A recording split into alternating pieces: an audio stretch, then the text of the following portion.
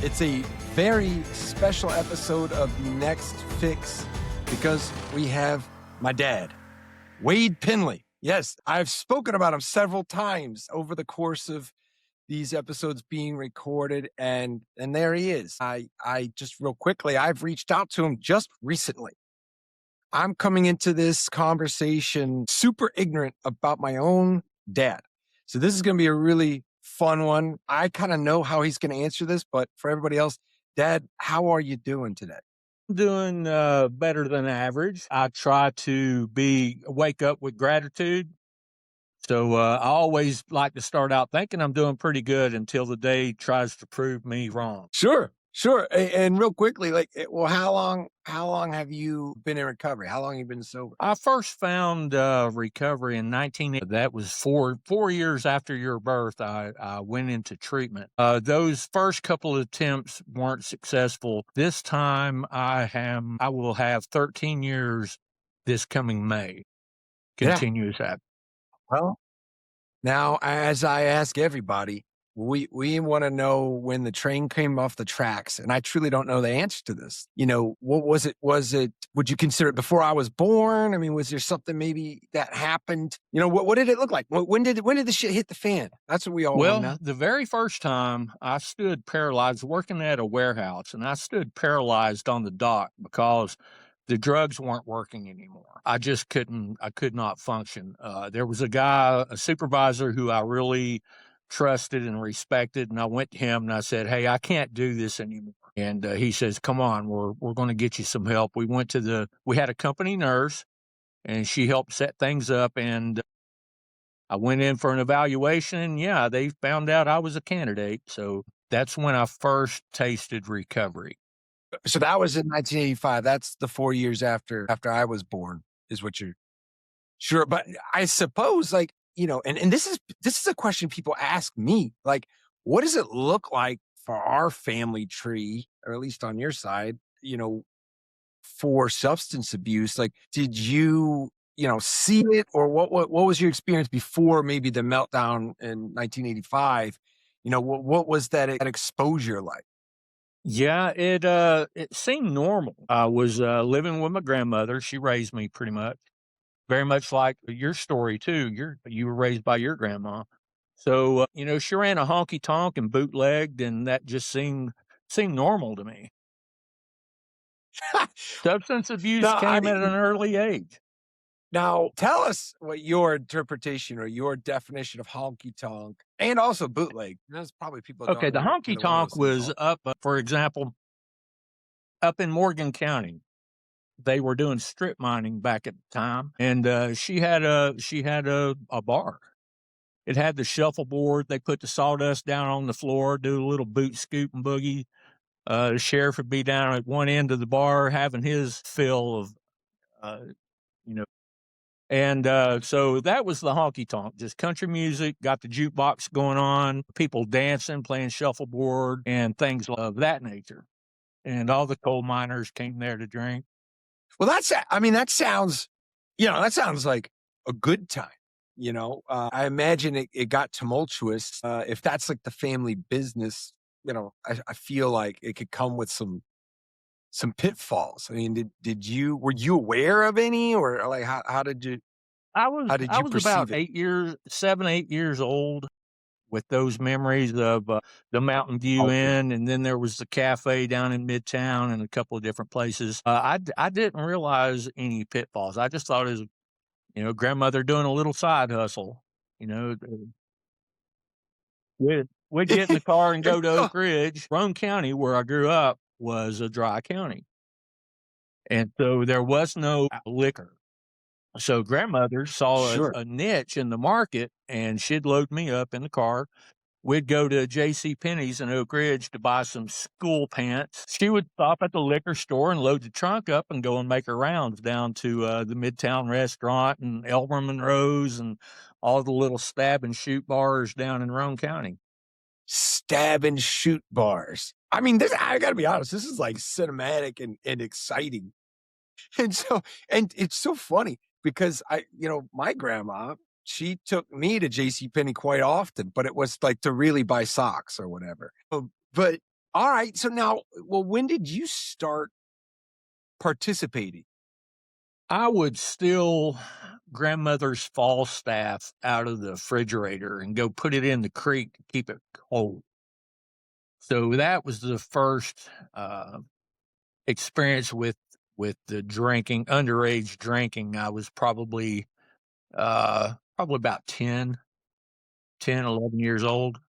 10 years Yeah. old, you started drinking, and well, how did that go? Do you remember? Like, what was it, "This is awful," or I guess how did you, in your 10-year-old mind, how did you kind of think about that? Like, you just wanted to be like them, or was it like, how was it that you decided to do that, if you can remember? Uh, Not exactly sure, but I do remember that when I became older, why I did it at 10 was probably just being mischievous. 10-year-old, 10, Sure. 10, 11-year-old boy doing what 10, 11-year-old boys do. Hey, look what I got. Right. So the party started, and first time I ever smoked weed was when I was about 15, 14, 15 years old. Okay. Now, where that where that kicked in really well, being 14 years old, I discovered weed. Remarried, and I moved to Orlando and left a 4-year high school with 600 students in it to go to a 3-year high school with like 2,100 students. I, I was like a Sure. ball and tall Was that grad. was that Oak Ridge? Was that Oak The Ridge? first high school that I went to was Colonial High School out on 50. That's funny because I was just there the other Yeah, day. Colonial High School. You're right, and I was speaking to students about not ending up like us, I guess. So, all right, so you transfer down to Orlando, or, relocate to Orlando, and this is, after you had now been exposed to weed and alcohol. You show up in Orlando, and then, I'm imagining at some point you you meet my mom. Yeah, but leading up to that, down in Taft. Are you familiar with Taft? Taft. Right, right, Down right, right. south of Orlando, down below Sand Lake Road. Uh-huh. We we moved there. That's when I transferred to Oak Ridge High School there in Orlando, and there were some shady, scary looking characters, and I figured I would get in where I could fit in. So to counter my fear of some, just a large school, not knowing anybody, and these guys look pretty rough. I don't want to be one of their victims, so I'll just join the herd kind of mentality. Right. And Sure. so that got me off to a start. Now the weed was what I found comfort in because I didn't have to feel all those negative feelings. I didn't have to feel anything. I could just get high and just feel natural. It felt natural. Interesting. So 'Cause it gets tons of anxiety. I gotta be honest, like, when I smoke weed, like, it's not a relaxing experience, right? Like, the hallucinogenic effects, like, I get a little wild. My brain gets a little distorted, and anxiety definitely kinda, and I turn into a food zombie. So, like, it doesn't really, despite me smoking weed a very large portion of my life, it doesn't do that many great things to me, right? And so, but for you, it's giving you relaxation and a social lubricant, if you will, right? So the marijuana is lubricating your newfound social scene, and so it was working for you, as you'd said already, that it gave you comfort. yeah, it worked for me. Worked for me real well. We moved in. We later moved across from Walker Junior High, and that's where I met your mother. There was a my stepfather was a truck driver, and we moved a lot. We moved several times while we were down there, and so we moved in across from junior high. And I was actually seeing one of your mom's girlfriends, and she called me up one day and says, "Hey, you want to go to River Country?" And I'm like, "Sure. Who all's going?" She said, "Just me and you." I'm like, That's what my mom. So this is how my mom asked you "Yes." out. And your Wow. grandma Geneva drove us. She had that old caddy. It was awesome. Right. And she took us to river country and dropped us off, and later came back and got us. And that's where it began. That's where it began. That is wild. My mom called you and you were seeing one of her friends, which we won't get into. And so everybody knows, and I've said it, I'm pretty transparent about how my mother is capable of unethical behavior. I guess even at an early age, she just stomped all over her friend to get to you and took you to river country. Interesting. Okay. And so I have shared on this show several times that the both of you have clearly participated in, drugs and alcohol, and she still does, but you don't. But so this is where it began, right? And this is all very innocent, right? My grandma drives you to a date. That's awesome. And so then what did that look like? Now in my head, I've always wondered, like, were you just normal kids, or was the partying kind of, you know, the highlight of the show? What was it for you two kind of creating me? Yeah, your mom had several horses. Your Aunt Diane had a horse, and your mom had several horses. And so I got a horse, and there was a farm down on Sand Lake Road and Orange Blossom Trail. I'm not sure what's there now, but it used to be a pasture with a big barn. And that's where we boarded our horses. And we'd get a bottle of Southern Comfort and twist up a number and go out horseback riding, and just life on the farm, kind of laid back, kind of like an old John Denver Sure. song, you know. That's awesome. Yeah, it was a good time. That was good times. It wasn't all Yeah. bad. That's for sure. So so you and my mom, you're falling in love, you're on a farm. It all sounds like really awesome. This is when you were 17, right? Or you were 18, she was Let's 17. see. 1977. Yeah, I was about 17, 18. Right. And so I've always wanted to know, because you got married, and then of course I came along and everything like that. But then of course you got split up and you got Yeah. divorced. And for the purpose of the show, like, I guess, did everything kind of crumble or fall apart as a result of you just being too young, or was it, I don't know, the drugs and the alcohol, or what would you say is the biggest reason for the two of you like splitting up? We were the first of our peer group to get married and have a child. There was Jackie. I don't know if you ever met Jackie, one of her friends. I came home. I was on second shift down working at the warehouse, and I came home at lunch one time to get my checkbook to make a deposit and do some financial business. And so I come running into the apartment, and she's like, "Hey, me and Jackie want to go out to Joint in the Woods tonight." They had a band playing and all that. And I'm like, "Sure, yeah, whatever. You know, that's cool," because I was in a hurry. So they go out. Your grandmother watches you, and so she did the babysitting so she could go out. I come home, and she had asked me, "Well, what are you going to do?" I said, "Well, I'll just probably come home and chill." I didn't think about anything. Then my buddy Phil said, "Hey, you want to go down to level 3?" That was on the corner of Sand Lake Road. It was across from the farm. Okay. So it's on the corner of Sand Lake Road and Orange Blossom Trail, and I went down there.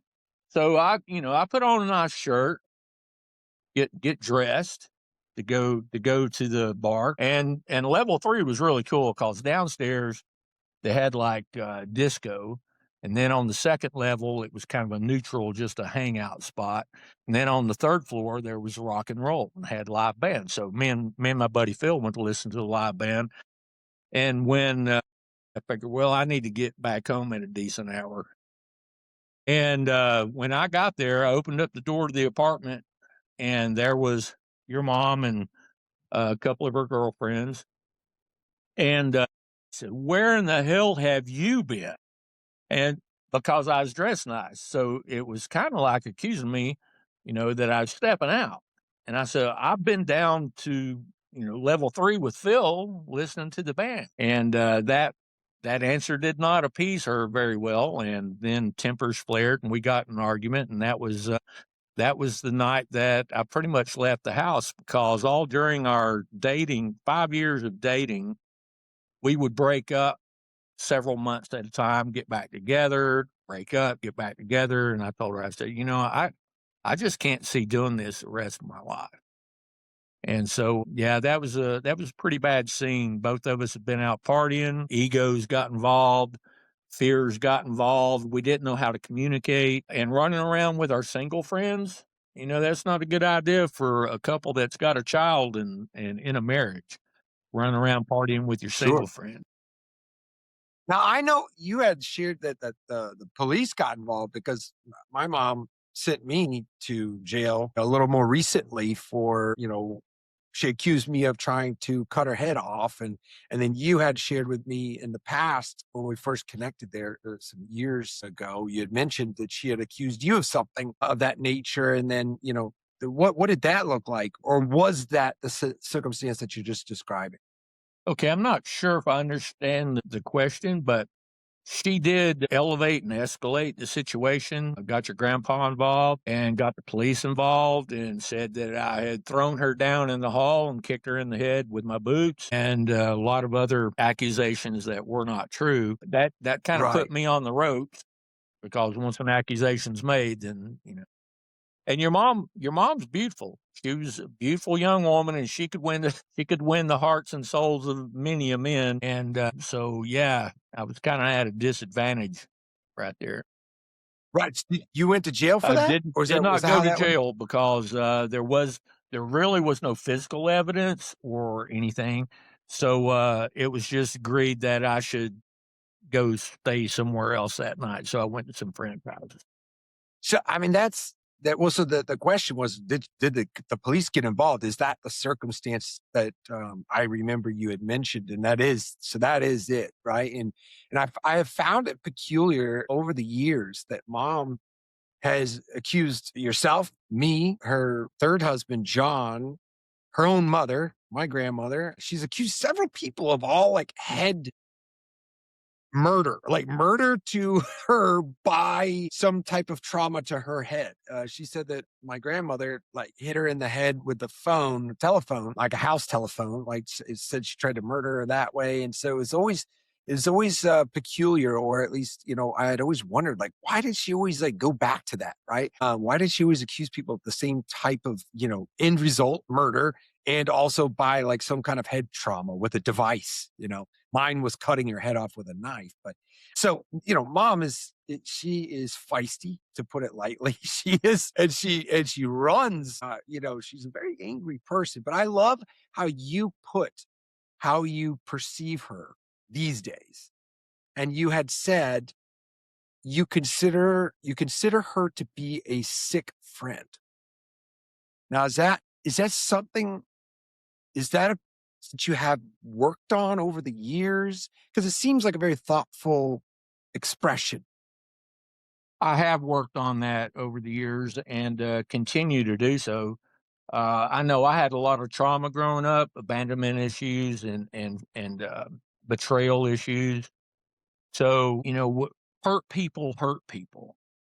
So when she was trying to hurt me, she just didn't know how to communicate that me leaving her hurt and that she was hurting. So as myself and many people I know, we respond to hurt with anger.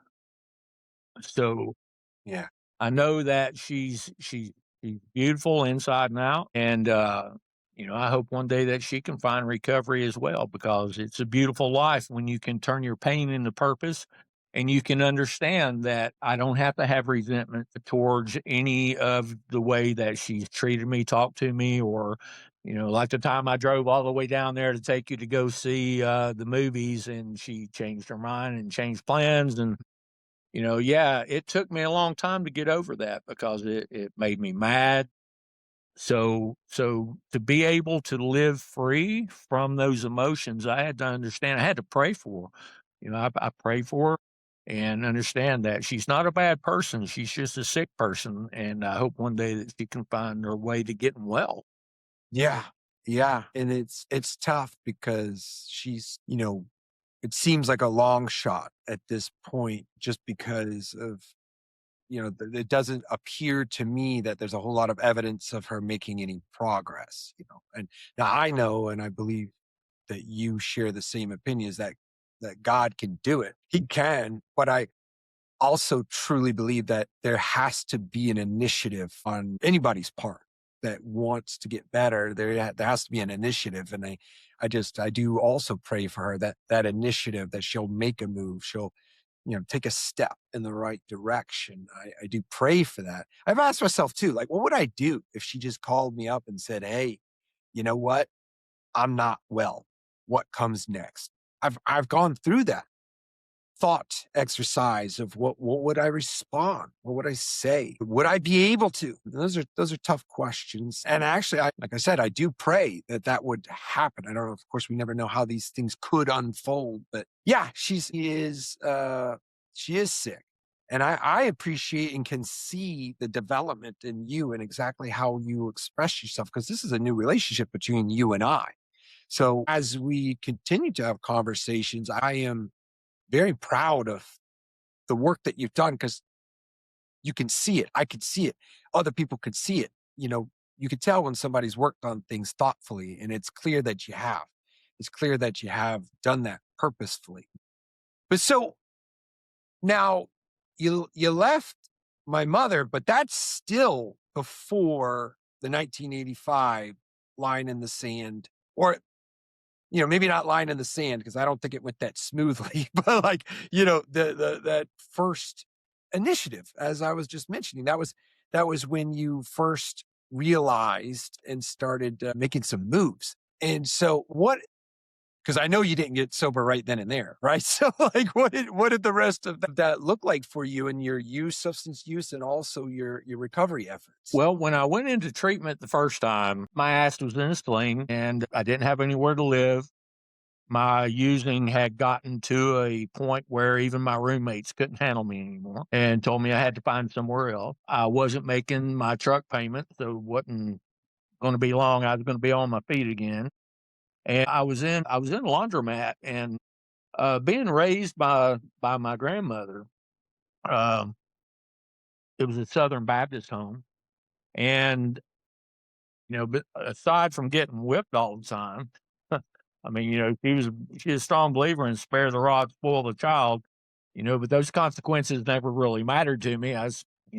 So she would use hellfire and brimstone to try to change my behavior. If you don't stop that, you're going to go to hell. So I didn't reach out to God, because God, God and I, that wasn't an option. I had been hardwired to believe that I'm going to hell and that I've got to figure this out. Very much like you, my dad had left when I was 3, and there goes some more abandonment issues, and I was left to figure this out on my own. So I was in the laundromat. I saw in a Bargain Mart magazine a little prayer. It said "Novena to a Holy Spirit." Didn't have the word God in it. And so it said, if you pray this prayer 3 consecutive days, a favor will be granted. Okay, what's in it for me? I'm willing to give it a shot. And the prayer goes, Holy Spirit that rights all wrongs and lights the path that I may attain my goal, who gives me the divine power to forgive and forget all evil against me. I want in this short prayer to reaffirm I never want to be apart from you in spite of material illusion. May I be reasonably happy in this life and eternally happy in the next. I remember that very well, because on the 4th day I was in treatment, because I was like, well, am I going to get my truck back? Am I going to have somewhere to live? What's going to happen to me? And so when I went into treatment, it seemed like the fix all. Okay, this is going to fix everything. I've just got to do some work. So once I got straightened out, I'm like, whoo, I'm glad that's over with. And so once everything got settled down, I stepped out, decided I could run the show on my own again, and tried some controlled partying. And yeah, my disease of addiction had progressed quite a bit. And so I was off to the races again. A lot of it had to do Yeah. with everybody I knew partying. So Well, how long did that stint go for? Like, how long were you sober on that? a little over a year, but I hadn't changed. I hadn't made necessary changes in my life. And so I didn't change playmates, playgrounds, playthings. I was trying to make recovery fit my lifestyle instead of my lifestyle fitting recovery. And Wow. Say that one more time, because I love Okay. that. You say it one more. It failed because I was trying to make recovery fit my lifestyle instead of changing my lifestyle to fit my recovery. Wow. Yeah, and I think that that is speaks to whether or not you're all in, right? And I think that I also had like more serious steps or efforts in, recovery, is in some in the early stages were rather pitiful, Right. right? Like, I guess it started with like, okay, well, I'll be sober for a month and that'll let me know that everything's okay. And as I had little efforts like that, and then things got more serious. And then as things got more serious and I was unable to deny any longer that I had a serious problem. And then, those recovery efforts also piss poor many times in the beginning until I became serious enough about the decision about recovery before I was dead serious. I mean, as serious as a heart attack this needs to happen. And when that happened, that was when I really started getting some traction. And so you had lasted a little over a year on that initial kind of sobriety stretch. And then you had, it stuck back up on you, right? And you started, trying to make both work. I'll still be able to do a little bit of this and a little bit of that, which is just not an option. But I guess, how bad did things get, in the course of the next several years? Well, when I had a couple of overdoses, that was the motivating factor. I went to treatment a second time, and this is when I was still living in Florida. And so I went into a new treatment center down in Kissimmee, out in the swamp, and it was pretty good. I learned a lot down there. And so in one of the groups that I was a part of, they asked about who all had any cocaine induced seizures. And so everybody in there, because that was the group we were in, developed a nasty little cocaine habit. So everyone in there raised their hand, and Super Dave, my counselor, said, "Okay, how many people's had two cocaine induced seizures?" And just a few of us raised our hand.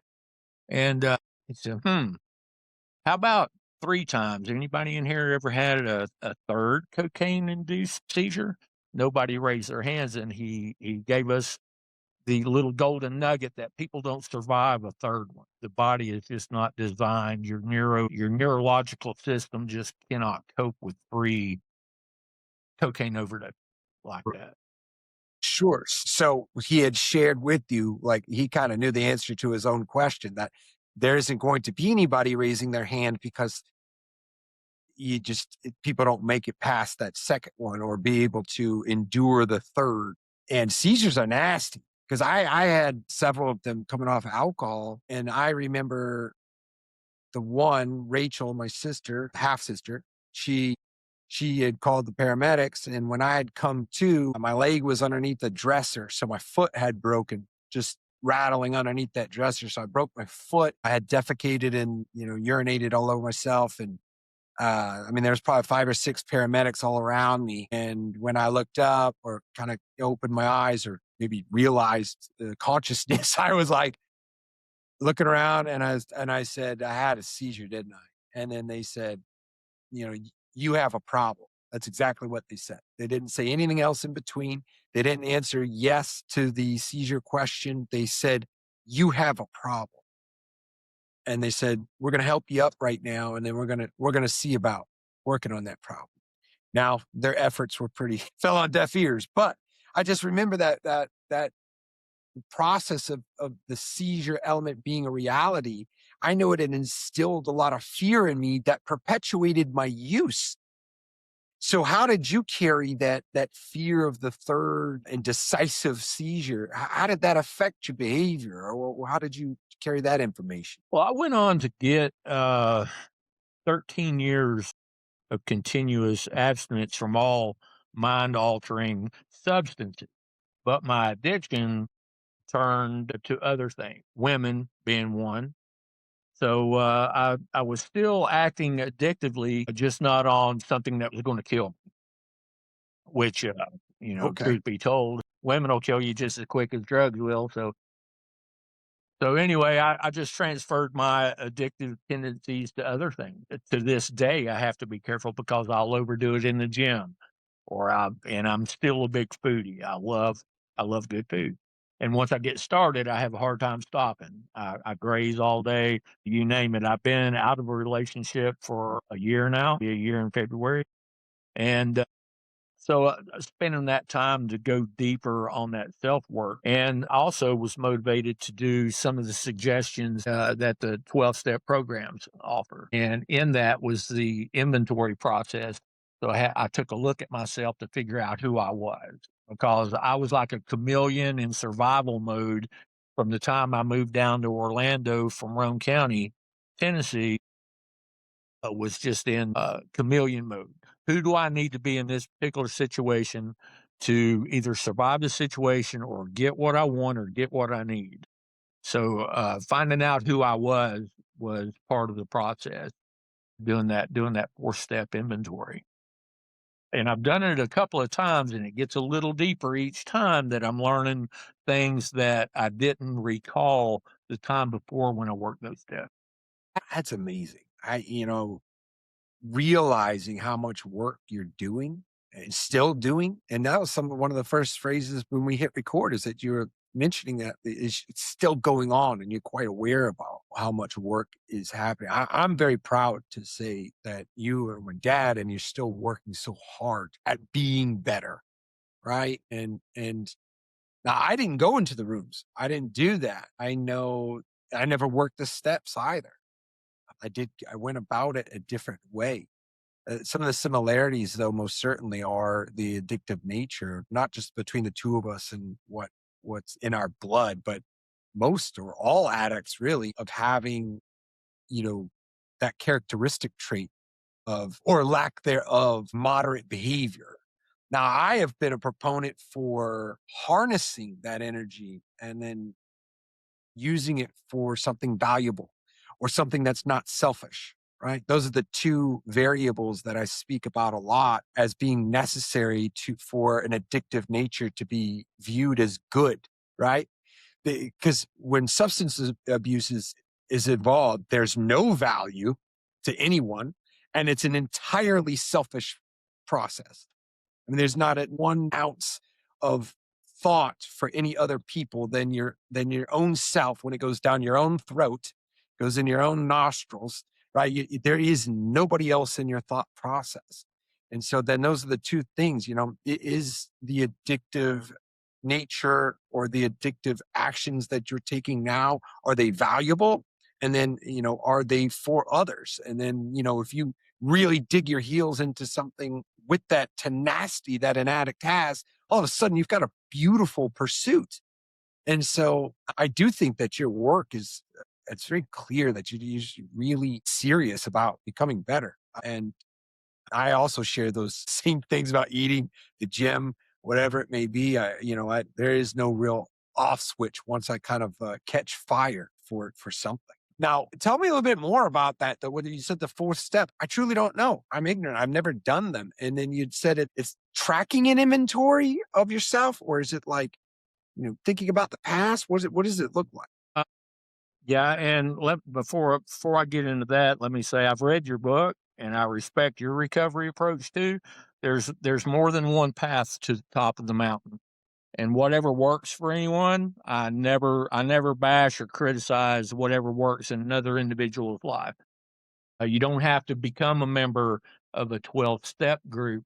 I know people who have had much success in their life and turned their lives around and have comeback stories with different modes of recovery. So, yeah, hats off to you because we've shared pictures and photographs, and I know that you're a very motivated person. You have good reason to recover, that's for sure. And now that you're a father, man, I'm very proud of you and what you're doing with your life and breaking that family curse because it seemed to have been a family system that just was going to keep repeating until somebody stepped up and said, "Hey, you know what? This isn't how it's going to be from now on." Don't have to accept that as being reality. So the 4 step inventory is took searching and fearless moral inventory of ourselves, and it's good and bad. It's not beating yourself up and listing all the horrible things that you've done. It's doing an inventory and listing resentments. This is and when I listed all my resentments, okay, I'm going to list all the resentments I got about the IRS, about my boss, about my son's mother, about everything, because that was my problem. And I believe that my disease was trying to protect me from things. It was kind of a survival thing. And so it was trying to protect me from all these things that I had resentment, because if the world would just change, I would be a better person. I wouldn't have all these problems if everybody would act right. Well, the 4-step inventory is turning that around and looking at what was my part? What did I do? You know, it doesn't matter what someone else does, the offender, forget that. What was my part in it, and what was the exact nature of my wrong? What made me do that? What was the root cause?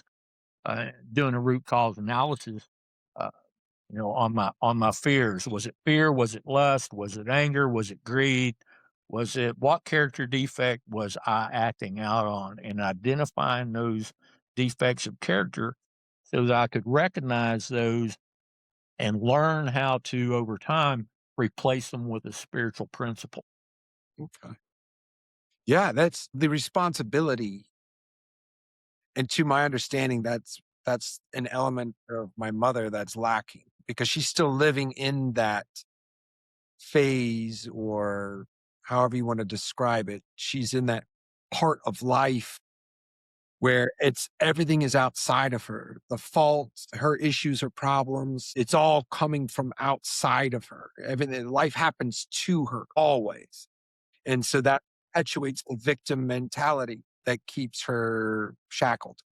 And so, to hear that you're doing this inventory to assess your own responsibility in your life, so there are elements of life that happen to us, yes, but to understand that there is some responsibility on some kind of level that we need to address.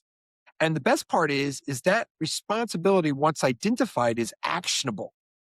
It's actionable, and that's where you begin the work. And you cannot begin the work if it still stays outside of you. You can do nothing about everything you had mentioned, the IRS, my mom, whatever. You can't do anything about it. Right. So the only thing that's truly actionable is the elements that you have responsibility for. So it's a great place to start. In fact, I think it's the only place to start. Historically, Solzhenitsyn, the author of the Gulag Archipelago, he was imprisoned by Stalin. And so the Gulag Archipelago, which I have not read, full transparency, you've got to have some serious fortitude. It's like 800 pages, written by a Russian guy in prison. And he was very smart. So it was very hard. It's a hard read. But what the point that I extracted was from that piece, or his literary work, which has changed communism, it's changed governments, it's changed a lot of people around the globe. And it's that he could have blamed Stalin. Of course, he could have blamed Stalin. He was falsely imprisoned in a communist nation, but he didn't blame Stalin. He blamed himself, and he started working outrageously at some, morsel of responsibility for him being locked up in a Soviet country. Right? It's like, it's crazy, but that's where he started to work from. And so I think it's absolutely glorious that you haven't done this process just once. I mean, how many times you're saying you're doing it a third time? I can't recall. I've got notebooks full of step work that I've done, and each time it has a different meaning to me at what phase of life that I'm in. And now, being 65, in the evening of my life, my values and my morals and my motivations and inspirations are different than they were when I was 45. Sure. So I've done it several times. So is that what you do? Like you do the 12 steps, you work through them, and then, at any other point in life, you just start over? Is that how? Well, the steps started working me.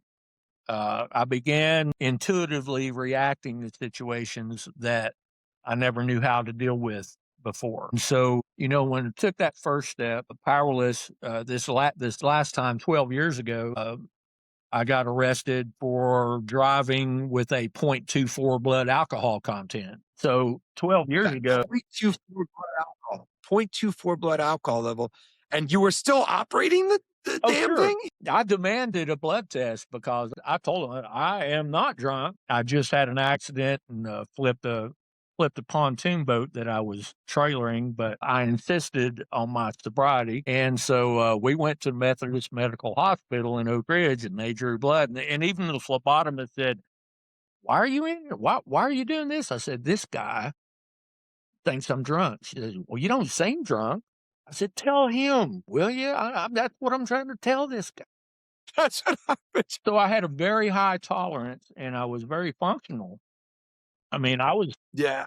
doing quite well, so much so that I maintained my innocence all the way up till the time the blood test came back.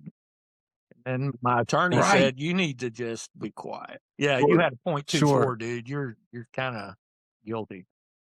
So the So, so unmanageability. I'm sorry. Go ahead, son. well, I was just saying, you've worked these steps several times, and then you mentioned the steps are working on you. And, I love that you told that story because I have another inquiry about some of these escapades. And maybe I'll just ask that question because before I forget, but you had told me, and I had mentioned on this show that you're a drug trafficker. Kind of a warehouse. A warehouse, so, kind of a climate controlled storage facility, if you will. I justified and rationalized that I was not a dealer. I didn't deal drugs. I had a I had a ton of drugs when I went into that second treatment center because I had enough. What it was, I was warehousing and moving stuff for a dealer, and I was given all the free head stash that I wanted. All I had to do was say, "Hey, can I have another 8 ball?" Sure, no problem. So I was allowed to do as much cocaine as I could do, and that's what took me down was because with not having that stop button and just using it, even when I didn't plan on it, you know, uh, that's what led to my overdoses and ultimately my recovery. Sure. So you called yourself a warehouse. Isn't that funny? I appreciate your creative articulation. You know, I use that too. I have that gift, and now I know where I get it from because I mentioned, I enjoy alleyway commerce, right? Like I enjoy and I always liked that element of it too. In addition to the narcotics biologically affecting me the way that I wanted them to, I also enjoyed the adventure of getting out there and, I'm in a new city, I'm in a new country, and I'm like, oh, hey, like I want to start that conversation. I really enjoyed that adventure element of it. The lifestyle was as addictive as the chemical itself. The Sure. thrill of the deal and always on the edge. Is it gonna go down right? Is it gonna go down wrong? And all the variables that could happen. And when you watch Miami Vice as much as I did, it was like, you were aware of the dangers. But again, it's just like when my grandmother would whip me. She'd take the belt and wear me out. Consequences never really altered my decision making. It's like, cause I was going to hell, right? So it was like, what consequences? I'm going to hell. What could be worse than that?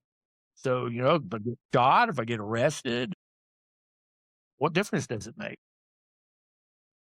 Sure. So out of that first step being powerless over whatever, and it doesn't matter. AA says powerless over alcohol, which is a limited term. So NA uses addiction, which is broader and more encompassing. There's as many 12-step groups as there are Overeaters Anonymous, Sex Anonymous. There's a lot of people who have adopted the 12. Now, the second part of that first step is our lives have become unmanageable. So to this day, something that and you said it very well, anything that's outside of me that's causing me to be ill at ease that I have no control over, I'm powerless over that. And if it's causing me to make decisions that aren't productive to my life, then that's making my life unmanageable. So it doesn't really have to be a substance or anything else like we talked about. It could be gym, women, food. So yeah, that I don't know what got me going down that rabbit hole.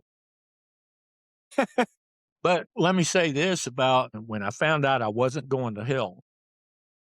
This is where I found the rooms of the 12-step fellowship to be very beneficial because I got to listen to these people, and you can rely on anything an addict says about themselves. You can't make this stuff up. Why would we? You know? So I'm putting stock in what these people are sharing with me. And they're telling, and I'm listening to them talk about how they have found forgiveness. They have found a higher power. And, it doesn't matter what label you put on that. You can't drink the word water. Uh, so it doesn't matter what label you put on that divine entity, as long as it works for you and that it's greater than you and it's loving and caring. So that gave me the ability to believe if they can find forgiveness, I can find forgiveness.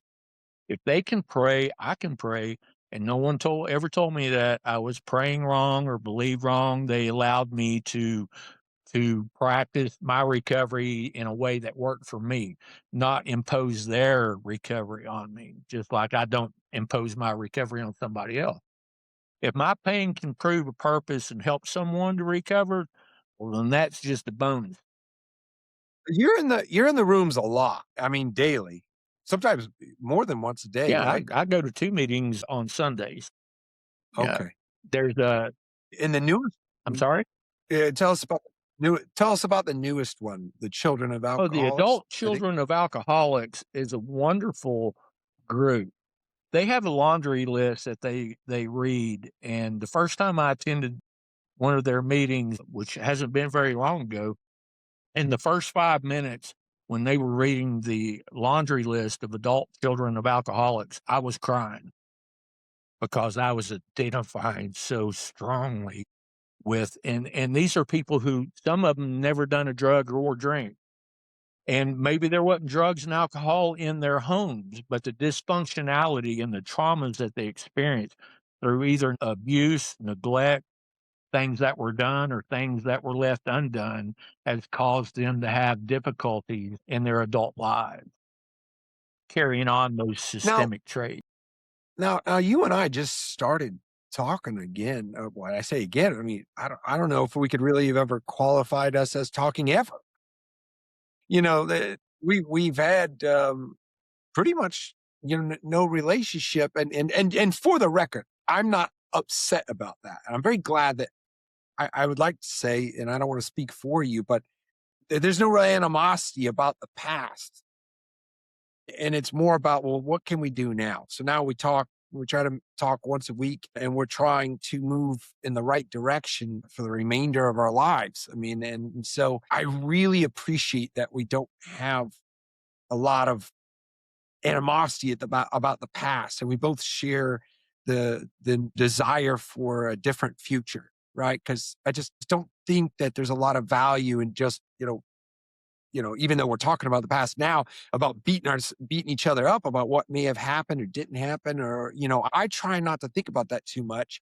Truly, right? Like I don't really carry any animosity about how things had unfolded for the both of us in our relationship. But I have a question. And now you've just started going to the Children of Alcoholics, right? That's a new thing. Right.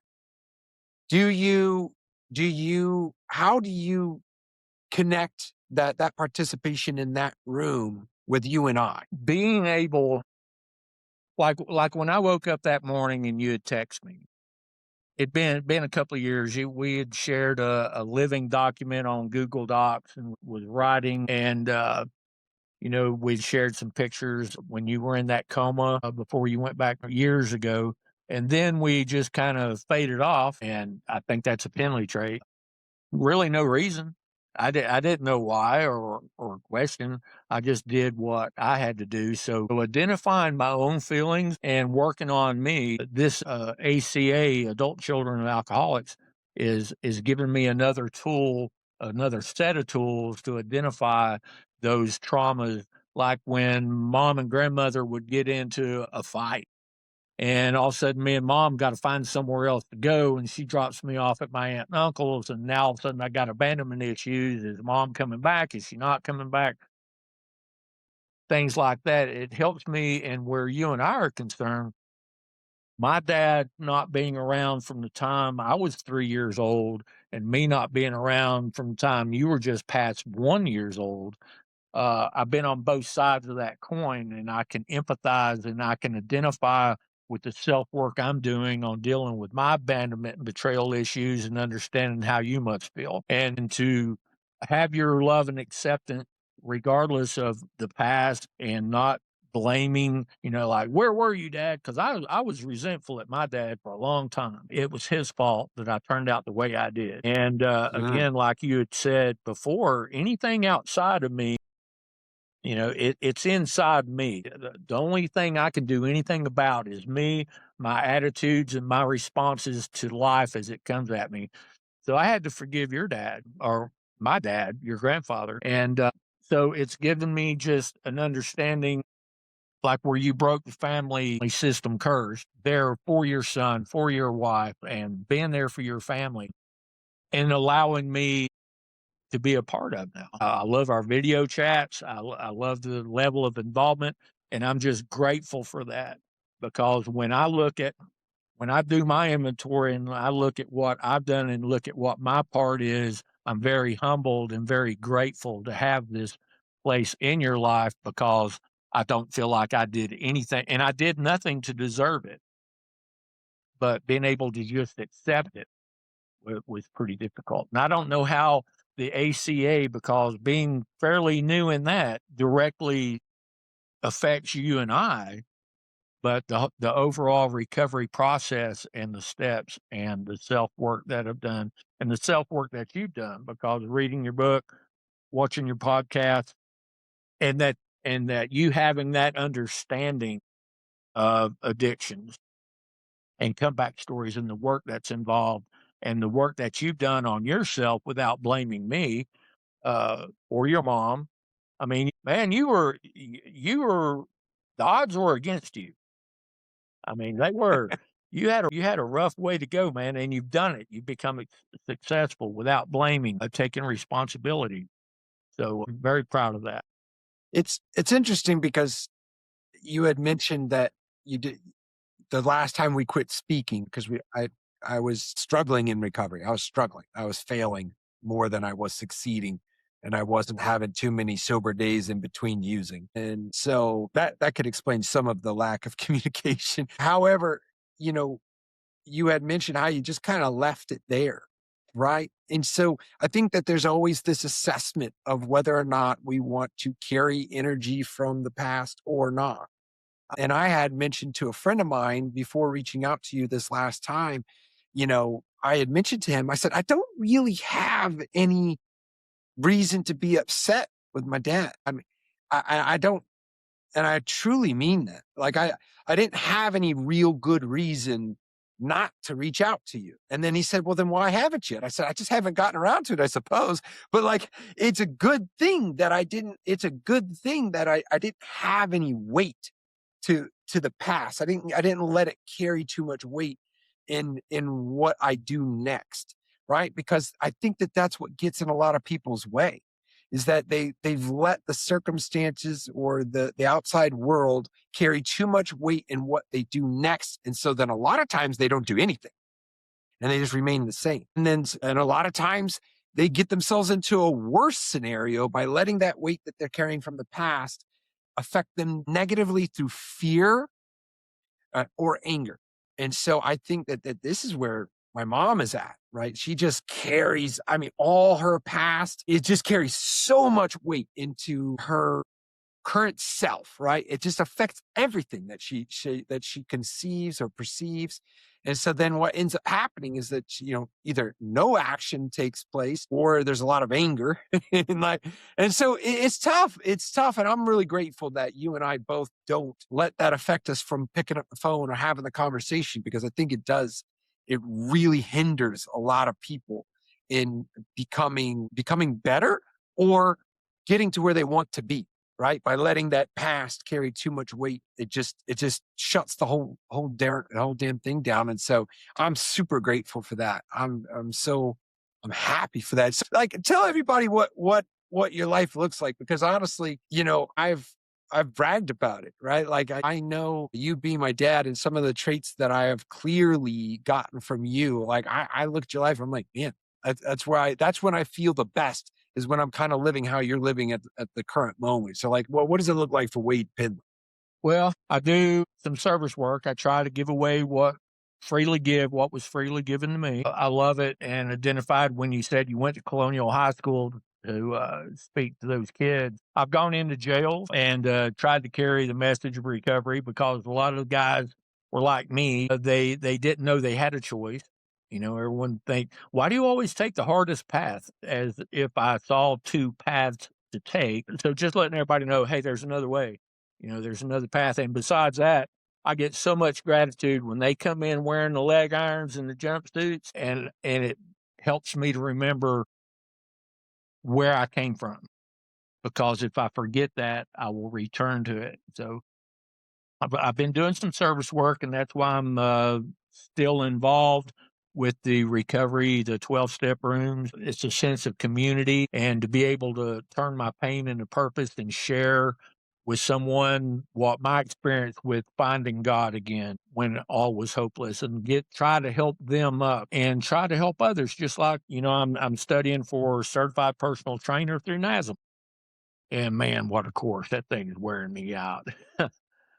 Like, what have I got into? It's a very good course. But anyway, to be able to help people and target people who are my age, who have stenosis of the spine, who's had a broken collarbone, who's got arthritis, and to be able to help them achieve a higher level of health to enjoy their lives. And so it's a threefold thing: spiritual, physical, and mental, that I try to come together with in my gym work, my step work, and I do love to read. Try to keep those neurons firing in my brain, and if you don't use it, you lose it. So I'm trying to stay active. The timing of you reaching out the last time that I woke up and you said, "Hey, pops, Uncle Ronnie died, and you're a grandfather." I'm like, wow.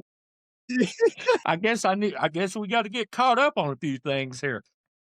Right, right, But at right. that point, I was just running on the hope, because being an orphan, my mom and dad passed away. But, not being in a relationship, the last 2 years have been kind of tough, because, recovery isn't always warm and fuzzy. Sometimes it's bitter and painful. Job losses, having to go through bankruptcy, and so many things that could just said, you know what, this isn't working. It isn't worth it. Why even continue on?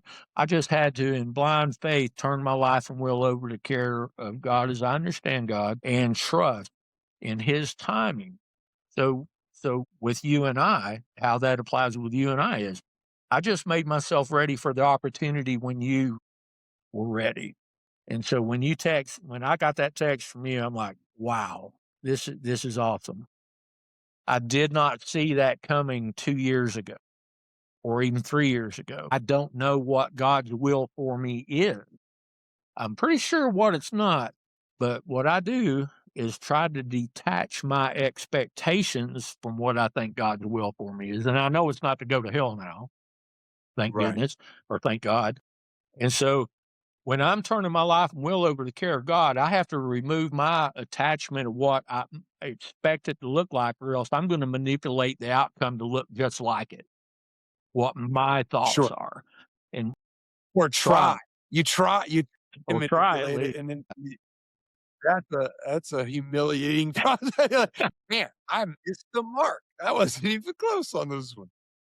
Well, that's I just I really appreciate, you know, who you've become, and yeah, I agree that it's divine timing, and I'm sure there was several points in time in there when you had thought it would has been too long, or we've missed the chance, or, you know, it's over, or that's not going to happen. And so that is a part of having faith, is that man, timing is something that we do, right? God is the Alpha and Omega, right? It's all of time. So the whole concept of how it's all linear and we move on a timeline, that's all us. And so then our minds also attach all these milestones and we're like, it's been too long. Or has it? Like, according to you and your brain, and even from person to person, those timelines are different. It is a blessing. It is a blessing that we've gotten to reconnect and be at the place that we're both in. Because the stages at where you and I both are in life are celebratory. It's a great thing. And it's a great thing. I know that it's a big deal for my wife Kathleen, and then of course my son Seth. You know, and you and I are kind of like that. We're kind of like lone wolves, right? So to see how excited my wife is that my son has a grandfather, it's not hitting my radar too much, right? Because I'm like you. I can just be by myself and read, and I'm all good. But to see the effect it has on other family members in a positive way, to know that as a family we've managed to grow a little bit, not much, but a little bit, and so now we've got a grandfather on board and on the staff. It's I mean, it's been glorious, and so I want to say thank you for that for sure. Well, I know that this is a show and not just dad and son talking here. So if you had right, well, I'll put it to you like this: what's one nugget that you're going to tell your grandson Seth when he's maybe 14? When he's 14? 14, I'm just throwing a number out there, but he's coming into being a man, and he needs a nugget of wisdom from his grandfather. What's it going to be? that who you are is not found outside of you. You are not defined by how much you make, what you wear, what you drive. You are who you are, and that you are loved and you are worthy of a good life. I like Yeah. worthy. I You like that. deserve it. And then I think, Yeah.